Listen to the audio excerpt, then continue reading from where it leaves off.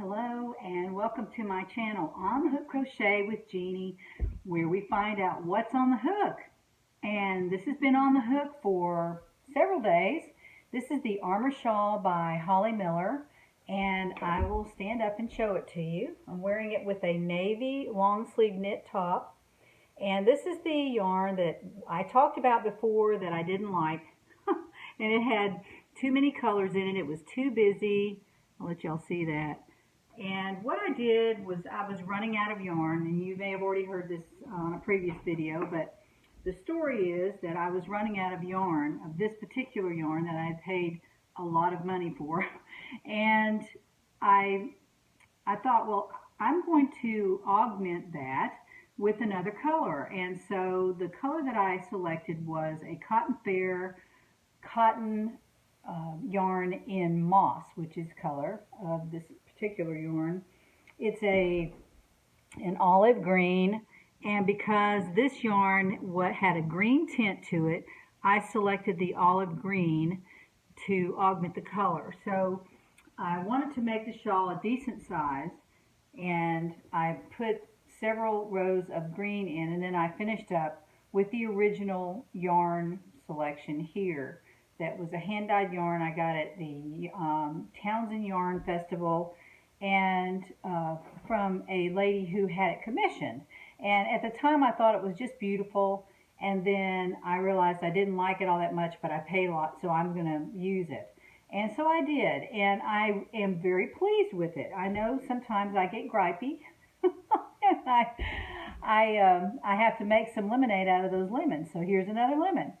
I decided to put the green on it and then finish up the shawl. And what happened was I used the pattern as an outline, and that's what I always tell my viewers. A pattern is not carved in stone unless you are making maybe a sweater or a shirt, something that is very definitive on a pattern. You do not have to follow it exactly, and that is no reflection on the designer.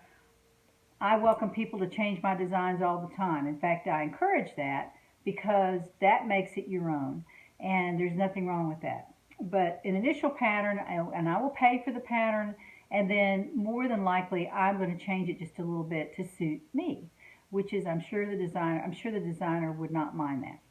So in this case, I bought the Armor Shawl pattern from Holly Miller at the Proper Pineapple, and I'm just going to show the picture here because it is a paid pattern, and I'm not going to compromise the directions.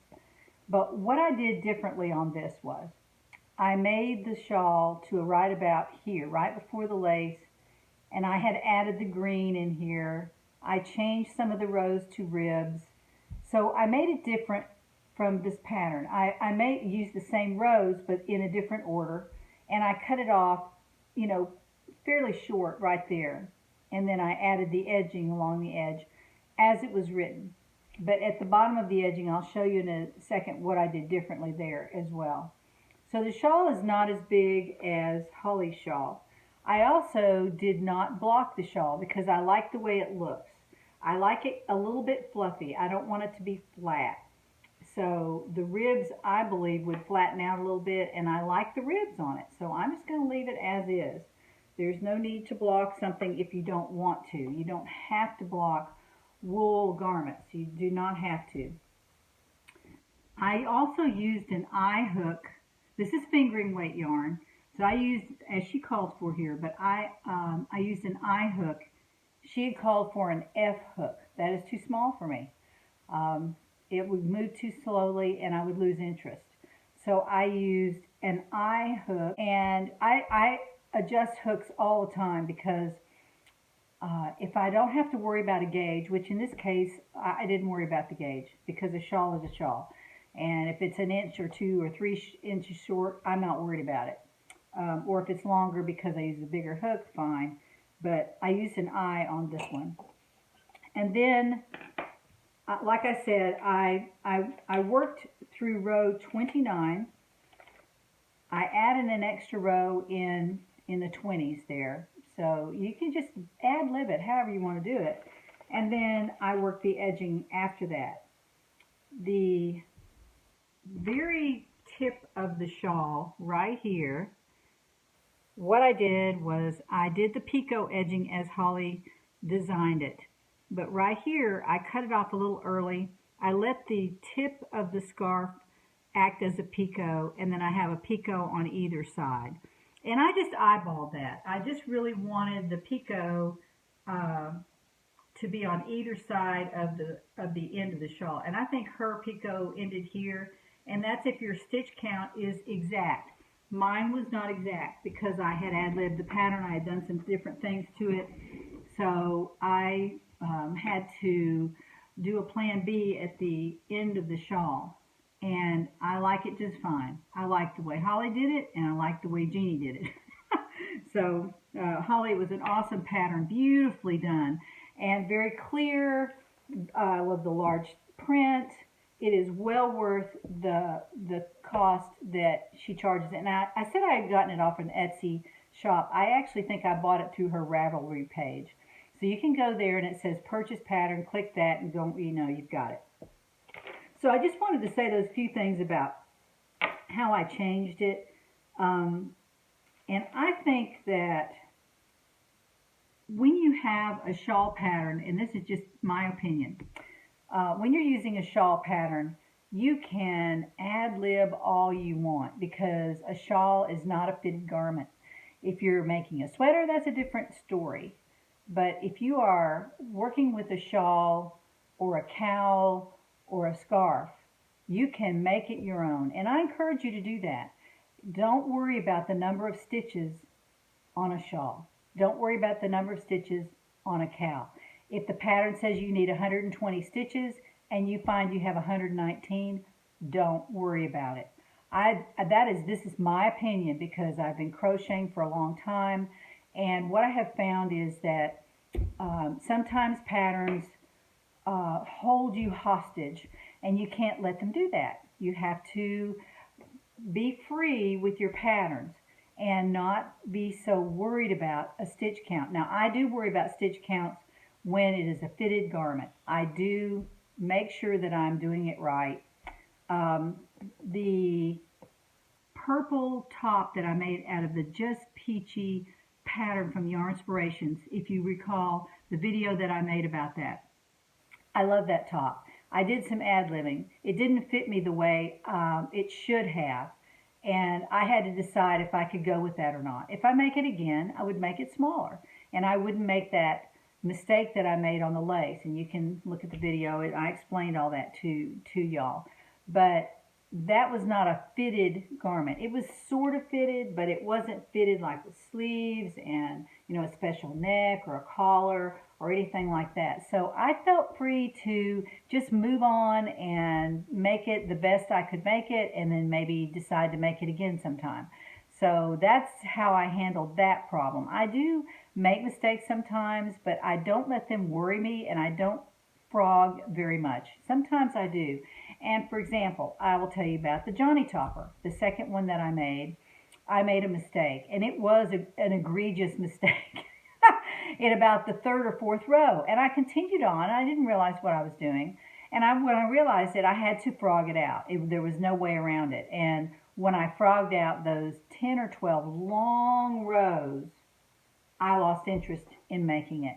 And I'm not saying that's a good thing. That's just Jeanne. That's the way I work. I wanted to move on because I knew that I have to start all over again and spend all that time getting just back to the point where I was before. And it was my fault, mea culpa. I made the mistake, and so I decided to just put that away. I'm not going to make that. And I gave away the other one as well. I was just kind of over that, done with it. So I'm moving on. And that's okay. That's just the way I work. You may worry about those stitch counts, and it might be fine for you. And if that's the way you are, that's awesome. But I can't work that way. I really feel like I need to be more expressive with patterns that I find. And I know the designer doesn't mind. I always give the designer plenty of credit for coming up with this beautiful pattern. And Holly is no exception. This is a really beautiful pattern. I love the way it looks. And like I said, if I had made it out of a solid color or just a small gradient color change in the yarn, it would be much more beautiful. As you can see, and I'm going to take this off so you can see it. This is how it looks now that I'm done with it. It's not very big. It's not as big as Holly's. There's probably another 3 or 4 inches on there that she put in her pattern that I did not do. And it is plenty long for me. It comes to a point. It turned out just fine. And here's where I made the color change. I did this much in the original yarn, and then I did probably 6 rows of the green, and I put some ribs in there and some lace. I don't know if it was even time in the pattern for that, but I did it anyway. And then I did 1 row of the original yarn, and then I put the edging on. So that's how I designed my scarf. It is not, my shawl, excuse me. It's not made exactly like Holly's. It is made differently, but I like it. I like it just fine. And so I'm going to show you now. I'm wearing it with a navy top, and because this has some navy in it, that looks great. Not a problem. But am I making these lemonade out of the lemons that I thought that I had? I'm going to show you some other ways to wear this. Not how to tie it. I usually wear it the same way, especially in the summer. And I will be wearing this today because it is high in the 70s here today. It is a wonderful day for a knit shirt and a shawl. So that's what I'm wearing out to lunch. I'm having lunch with my husband, and I will be showing him my new shawl, and he'll love it. So I want to show you how this will look with other colors, because I've done this with other items and people seem to really like it, because this channel is about wearable crochet style. This is how to style your crochet pieces with other pieces in your wardrobe. So when you're wearing this, you don't wear it with the same shirt every time. I'm wearing it with navy today. The next time I wear it, I will not wear it with navy. I'll wear it with a different color so that I can enjoy it in a different way. So here's what I found in my closet. I found 4 other shirts, and I'm going to show you how it looks quickly with these other colors. Here it is with a yellow top. If you'll notice, there's some yellow in this, what I call it, ugly yarn. It's not really ugly, but it's a little too busy for me, but it does have yellow in it. And the contrast with the olive green is quite beautiful. I like that. I think that's a nice look for summer.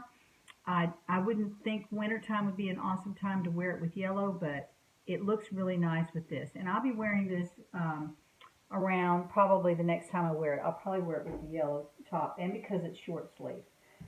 Today it's a little cool, so I'm wearing long sleeve. Another top that it would look awesome with is white, and white is perfect for summertime. White is beautiful behind this shawl. And because this is a little bit of a light color here, it picks up the white, and you can see the white through the lace stitches on the green, and I think that's a very nice touch. So I'll be wearing this with white as well. I'm going to be wearing the shawl quite a bit, and I know I'm eating my words, but anyway. Now for wintertime, I like this shawl with purple. And I know that sounds crazy, but there's actually some purple in this yarn. There are all kinds of beautiful colors in it. After I started looking at it, I realized I was griping about nothing. I really like it, and it looks nice with the purple. And purple and green, I've noticed a lot of designers are using those colors now. I saw it at the Fiber Festival, a lot of purple and green together. And I thought, ooh, that doesn't sound good. But, you know, I think it looks nice. And you can see the purple through the green olive color there. So it also picks up the purple in this other yarn. So I think that's a very nice look. It's an interesting look. It's not boring. And that's what I like to do when I'm styling my crochet clothes. I like to wear them with different colors.